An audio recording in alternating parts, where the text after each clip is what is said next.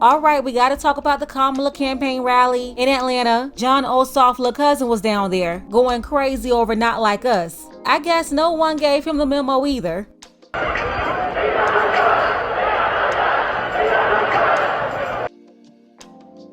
Make some noise for Miss Harris, our future president. Let's get this done, Atlanta. Let me come over here and talk to y'all. Will forever beat it. Cause the real savage is gonna get her damn vote. I'm a savage. That is too nasty. I couldn't be more excited to welcome a fellow HBCU alum back to the beautiful city of Atlanta. So it's only right in the birthplace of the culture. It's also the same place to launch the first African American woman to run for president. I'm so happy to be here, Atlanta. We're about to make history with the first female president. The first black female president. Let's get this done, hotties. Hotties for Harris. Kamala the cosplaying chameleon, who was selected and not elected as the presidential Democratic nominee, ran to Atlanta because she needed a check balance. 2024, you got the same agenda. You run to Atlanta when you need a check balance. Let me break it down for you. This the real challenge. She was popping up in other towns with just a few hundred people in the audience. I saw one that was so empty. Word is she was mad because only 60 people showed up. So yeah, Kamala the cosplaying chameleon. She went to Atlanta to get the check balance. Oh, it's good to be back in Georgia. Yeah, went to Atlanta to cosplay for more votes. And please give it up for Quavo and Megan. Surprised y'all not keeping that same energy though. We've been hearing the smash Black American hit for 4 months, Not Like Us. What Quavo said, you can be from Northside. If y'all don't know me, I go by the name of Quavo. Born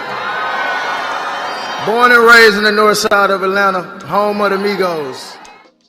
Some of you recently found out that she wasn't like us either. A non-Black American woman with a daddy born in Jamaica, mama born in India. They had her in California before eventually moving her to Canada.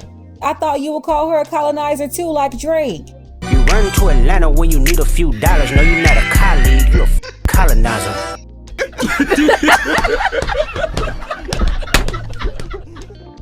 Take a second to make sure you're subscribed to the channel and click the notification bell for all updates. It's official. Kamala Harris is trying to be a city girl president, promoting Black women popping their thought pockets, having sloppy, questionable relations without protection, then telling them to go down to the clinic to get rid of their Black American babies. The VP went to Atlanta, messing up already toe up traffic, where she turned the GSU Convocation Center to Magic City.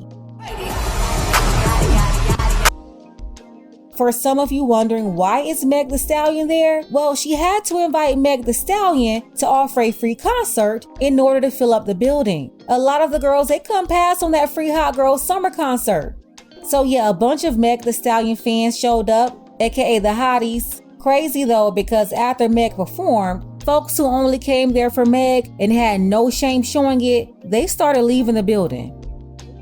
Kamala the cosplaying chameleon, she had to call up some Black Americans and have them acknowledge her as the first Black this and that to get us to connect with her and her identity switching without asking what she was going to do for Black Americans in exchange for our vote she's asking for. The same strategy they always come to us with that a lot of us are getting tired of. But a lot of Black women, they are not drinking the Kamala Kool-Aid and did not like this whole Magic City performance at a presidential rally. And of course, not just Black women, but Black people in general, they really didn't like this. One person said this shows a level of desperation for a vote. This woman right here said, I hate how they pander to Black people for votes. They really think we dumb, shaking my head. Another woman said, nobody takes America seriously. This comment here, is this a humiliation ritual or something? Cause Another woman, she also thought it was distasteful. Obviously a Meg the Stallion fan. She said, I love me some Tina Snow, but this was neither the time nor the place. So even though she's a fan, she's like, hey, this was out of order. And let me tell you, I saw a bunch of people commenting, and most of them did not like this. In general, it rubbed Black people the wrong way. And let me tell you why. Will Kamala go to the Indian people from India, the AAPI community, having their women doing all this? Just sitting up there with this rap concert and no explanation of policy and the agenda for those people? Will she do that to them? Like I'm saying though, is she going to the illegal immigrants with Meg the Stallion or whoever popping their thought pocket? Or is she showing up telling them what she's going to do for them? Just like I told you about the disgusting agenda they had at the BET Awards show last month, you can put two and two together and see what's going on here. It's very embarrassing, definitely out of order. I saw one person in the comments taking up for this foolishness, saying something like, we will be mad if it was Taylor Swift. Like, stop it. Stop acting like the only artist in the country that could have been tapped for this rally is the leader of the twerk team. Like there's no other decent Black artist with decent music.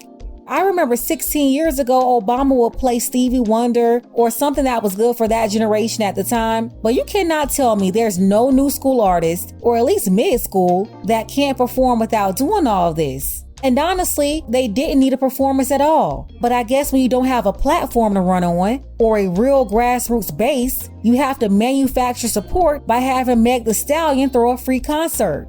If you weren't trying to rock people to sleep and you actually had tangibles for Black American votes, you wouldn't have to play these kind of stupid games to get our attention. Where's the agenda, Kamala? And then let me tell you another thing I noticed. Kamala the cosplaying chameleon, on her plane ride down from DC, she all of a sudden picked up this Southern accent. The path to the White House runs right through this state. And you all helped us win in 2020, and we're going to do it again in 2024. Yes, we will. Like, I know you're Indian, your dad was born in Jamaica, she was raised a significant amount of years in Canada. I get her background is all over the place. But why did she put on this fake Southern accent when she came to Georgia? And you all helped us win in 2020, and we're going to do it again in 2024.